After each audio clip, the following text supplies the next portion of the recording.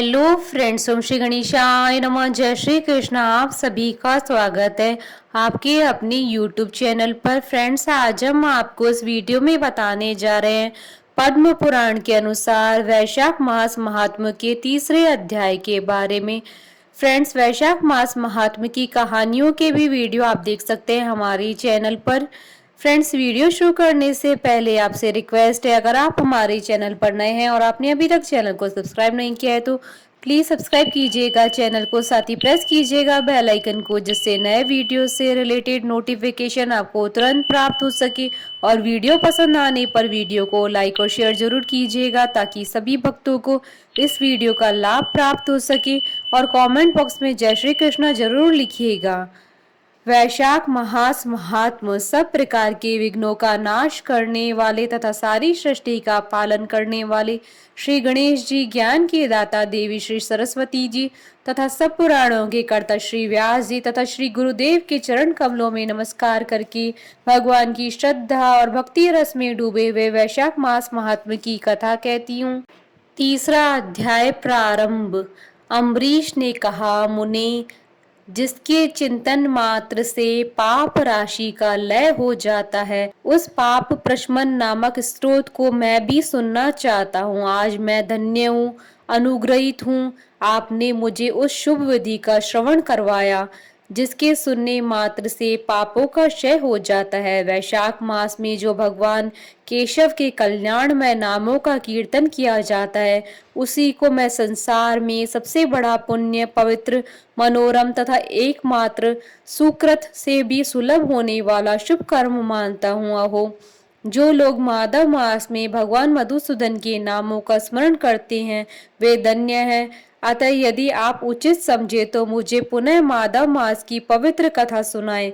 सूत जी कहते हैं, राजाओं में श्रेष्ठ हरि भक्त अम्बरीश के वचन सुनकर नारद मुनि को बड़ी प्रसन्नता हुई। यद्यपि वे वैशाख स्नान को जाने के लिए उत्कंठित थे, तथापि सत्संग में आनंद आने के कारण रुक गए और राजा से बोले। नारद जी ने कहा, महिपाल, मुझे ऐसा जान पड़ता है कि यदि दो व्यक्तियों में परस्पर भगवत कथा संबंधी सरस वार्तालाप छिड़ जाए तो वह अत्यंत विशुद्ध अंतःकरण को शुद्ध करने वाला होता है। आज तुम्हारे साथ जो माधव मास के महात्म्य की चर्चा चल रही है, यह वैशाख स्नान की अपेक्षा अधिक पुण्य प्रदान करने वाली है, क्योंकि माधव मास के देवता भगवान श्री विष्णु हैं।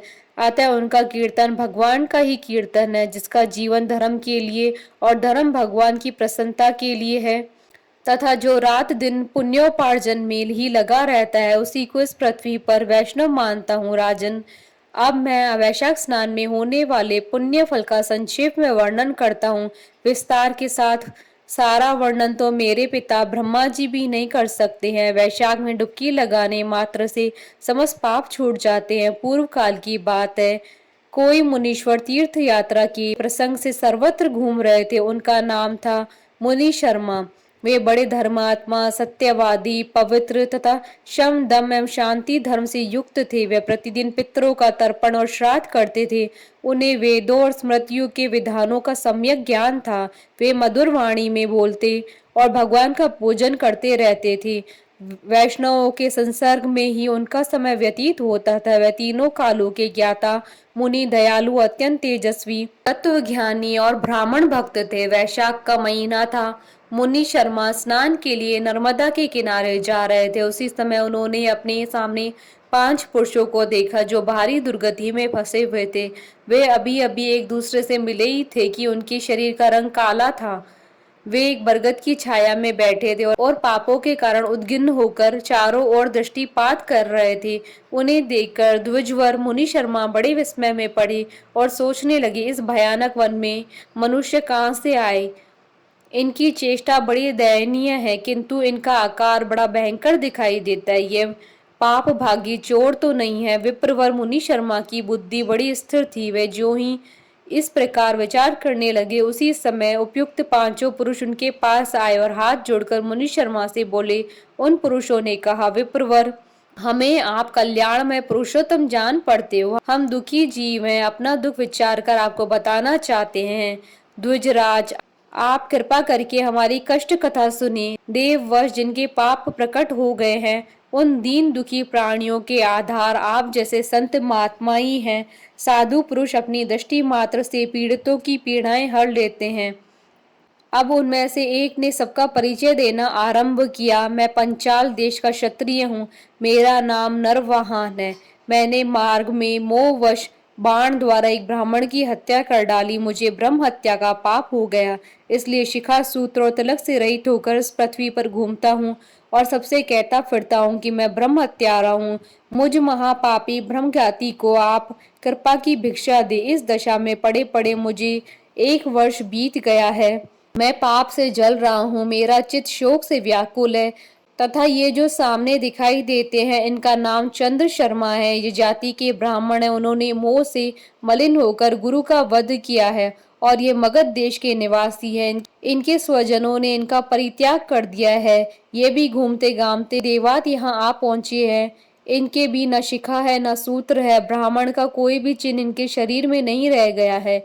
इनके सिवा जो ये तीसरे व्यक्ति है, इनका नाम देव शर्मा है। स्वामिन, ये भी बड़े कष्ट में है। ये भी जाति के ब्राह्मण है, किंतु मोहवश वैश्या की आसक्ति में फंसकर शराबी हो गए थे। इन्होंने भी पूछने पर अपना सारा हाल चाल सच सच कह सुनाया। अपने प्रथम पापाचार को याद करके इनके हृदय में बड़ा संताप होता है। ये सदा मन संताप से पीड़ित रहते हैं। इनको उनकी स्त्री ने, बंधु बांधुओं ने तथा गांव के सब लोगों ने वहां से निकाल दिया है। ये अपने उसी पाप के साथ भ्रमण करते हुए यहाँ आए हैं। ये चौथे माश जाति के वैश्य हैं। इनका नाम विदुर है। ये गुरु पत्नी के साथ समागम करने वाले हैं। इनकी माता मिथिला में जाकर वैश्या हो गई थी। इन्होंने मोहवश 3 महीनों तक उसी का उपभोग किया है, परंतु जब असली बात का पता लगा तो वह बहुत दुखी होकर पृथ्वी पर विचरते हुए ये भी वहां आ पहुंचे हैं। हम में से जो ये 5वें दिखाई दे रहे हैं, ये भी वैश्य है। इनका नाम नंद है। ये पापियों का संसर्ग करने वाले महापापी हैं। इन्होंने प्रतिदिन धन के लालच में पड़कर बहुत चोरी की। पातकों से आक्रांत हो जाने पर इन्हें स्वजनों ने त्याग दिया है। तब से यह स्वयं भी खिन्न होकर देवात यहाँ आ पहुंचे हैं। इस प्रकार हम 5 महापापी एक स्थान पर जुट गए। हम सबके सब दुखों से घिरे हुए हैं। अनेकों तीर्थों में घूम आए, मगर हमारा घोर पातक नहीं मिटता। आपको तेज से उद्दीप्त देखकर हम लोगों का मन प्रसन्न हो गया है। आप जैसे साधु पुरुष के पुण्यमय दर्शन से हमारे पातकों के अंत होने की सूचना मिल रही है। स्वामी ने कोई ऐसा उपाय बताए जिससे हम लोगों के पापों का नाश हो जाए। प्रभु, आप वेदार्थ के ज्ञाता और परम दयालु जान पड़ते हैं। आपसे हमें अपने उद्धार की बड़ी आशा है। मुनि शर्मा ने कहा, तुम लोगों ने अज्ञानवश पाप किया है, किंतु इसके लिए तुम्हारे हृदय में अनुपात है तथा तुम सबके सब सत्य बोल रहे हो। इस कारण तुम्हारे ऊपर अनुग्रह करना मेरा कर्तव्य है। मैं अपनी भुजा उठाकर कहता हूँ कि मेरी सत्य बातें सुनो।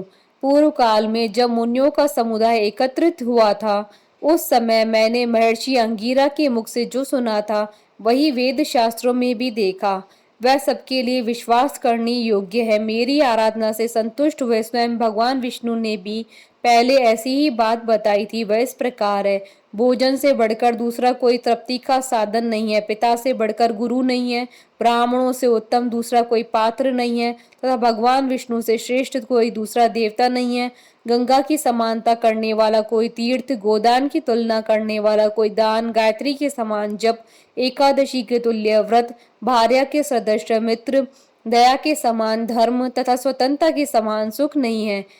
गृहस्थ से बढ़कर आश्रम और सत्य से बढ़कर सदाचार नहीं है। इसी प्रकार संतोष के समान सुख और वैशाख माह के समान महान पापों का अपहरण करने वाला कोई दूसरा मास नहीं है। वैशाख मास भगवान मधुसूदन को बहुत प्रिय है। गंगा आदि तीर्थों में वैशाख स्नान का सुयोग अत्यंत दुर्लभ है।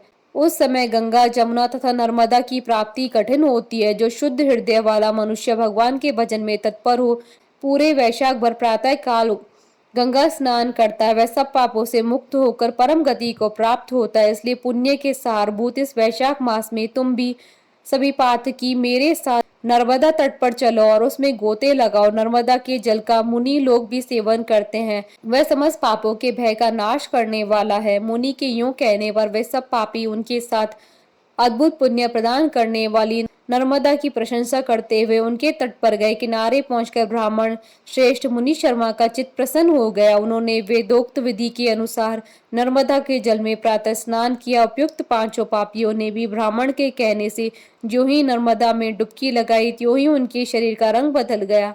वे तत्काल स्वर्ण के समान कांतिमान हो गए। फिर मुनि शर्मा ने सब लोगों के सामने उन्हें पाप प्रशमन नामक स्तोत्र सुनाया। भूपाल, अब तुम पाप प्रशमन नामक स्तोत्र सुनो। इसका भक्ति पूर्वक श्रवण करके ही मनुष्य पाप राशि से मुक्त हो जाता है। इसके चिंतन मात्र से ही बहुतेरे पापी शुद्ध हो चुके हैं। इसके सिवा और भी बहुत से मनुष्य इस स्रोत का सहारा लेकर अज्ञान जनित पाप से मुक्त हो गए हैं। जब मनुष्य का चित्त पराई स्त्री, पराय धन तथा जीव हिंसा आदि की ओर जाए तो इस प्रायश्चित रूपा स्तुति की शरण लेनी चाहिए। संपूर्ण विश्व में व्यापक भगवान श्री विष्णु को सर्वदा नमस्कार है। विष्णु को बारंबार प्रणाम है। मैं अपने चित्त में विराजमान विष्णु को नमस्कार करता हूँ। अपने अहंकार में व्याप्त श्री हरि को मस्तक झुकाता हूँ। श्री विष्णु चित्त में विराजमान ईश्वर, मन और इंद्रियों के शासक, अव्यक्त, अनंत, अपराजित, सबके द्वारा स्तवन करने योग्य तथा आदि अंत से रहित ऐसे श्री हरि को मैं नित्य प्रणाम करता हूँ। जो विष्णु मेरे चित्त में विराजमान है, जो विष्णु मेरी बुद्धि में स्थित है, जो विष्णु मेरे अहंकार में व्याप्त है तथा जो विष्णु सदा मेरे स्वरूप में स्थित है, वे ही कर्ता होकर सब कुछ कराते हैं। उन विष्णु भगवान का चिंतन करने पर चराचर प्राणियों का सारा पाप नष्ट हो जाता है। जो ध्यान करने और स्वप्न में दिख जाने पर भी पापियों के पाप हर लेते हैं तथा चरणों में पड़े हुए शरणागत भक्त जिन्हें अत्यंत प्रिय हैं, उन वामन रूपधारी भगवान श्री विष्णु को नमस्कार करती हूँ, जो अजन्मा, अक्षर और अविनाशी है तथा इस अवलभ्य शून्य संसार में हाथ का सहारा देने वाला है। स्रोतों द्वारा जिनकी स्तुति की जाती है, उन सनातन श्री विष्णु को मैं सदा प्रणाम करती हूँ। हे सर्वेश्वर, हे ईश्वर, हे व्यापक परमात्मन, हे अदोषज, हे इंद्रियों का शासन करने वाले अंतर्यामी ऋषिकेश, मैं आपको बारंबार नमस्कार करती हूँ। हे नरसिंह, हे अनंत, हे गोविंद, हे भूत भावन, हे केशव, हे जनार्दन, मेरे दुर्वचन, दुष्कर्म और दुष्चिंतन को शीघ्र नष्ट कीजिए। महाभाव, मेरी प्रार्थना सुनिए। अपने चित्त के वश में होकर मैंने जो कुछ भी बुरा चिंतन किया हो उसको शांत कीजिए। ब्राह्मणों का हित साधन करने वाले देवता गोविंद, परमार्थ में तत्पर रहने वाले जगन्नाथ, जगत को धारण करने वाले अच्युत, मेरे पापों को नाश कीजिए। मैंने पूर्वाह्न, सायं, मध्याह्न तथा रात्रि के समय शरीर, मन और वाणी के द्वारा जानकर या अनजान में जो भी कुछ पाप किया हो वह सब ऋषिकेश, पुंडरीकाक्ष और माधव इन तीन नामों के उच्चारण से नष्ट हो जाए। ऋषिकेश, आपके नामोच्चारण से मेरा शारीरिक पाप नष्ट हो जाए। पुंडरीकाक्ष, आपके स्मरण से मेरा मानस पाप शांत हो जाए तथा माधव, आपके नाम कीर्तन से मेरे वाचिक पाप नाश हो जाएं। मैंने खाते पीते, खड़े होते, सोते, जागते तथा ठहरते समय मन, वाणी और शरीर से स्वार्थ या धन के लिए जो कुत्सित योनियों और नरकों की प्राप्ति कराने वाला महान पाप या थोड़ा पाप किया है, वह सब भगवान वासुदेव का नामोच्चारण करने से नष्ट हो जाए। जिसे परब्रह्म, परम धाम और परम पवित्र कहते हैं, वह तत्व भगवान श्री विष्णु है। इन श्री विष्णु भगवान का कीर्तन करने से मेरे जो भी पाप हो वह नष्ट हो जाए। जो गंध और स्पर्श से रहित है, ज्ञानी पुरुष जिसे पाकर पुनः संसार में नहीं लौटते, वह श्री विष्णु का ही परम पद है। वह सब मुझे पूर्ण रूप से प्राप्त हो जाए। यह पाप प्रशमन नामक स्रोत है। जो मनुष्य इसे पढ़ता है और सुनता है, वह शरीर, मन और वाणी द्वारा किए हुए पापों से मुक्त हो जाता है। इतना ही नहीं, वह पाप ग्रह आदि के भय से भी मुक्त होकर विष्णु के परम पद को प्राप्त होता है। यह स्रोत सब पापों का नाश करने वाला है तथा पाप राशि का प्रायश्चित है। इसलिए श्रेष्ठ मनुष्यों को पूर्ण प्रयत्न करके इस स्रोत का पाठ करना चाहिए। राजन, इस स्रोत की श्रवण मात्र से पूर्व जन्म तथा इस जन्म के किए हुए पाप भी तत्काल नष्ट हो जाते हैं।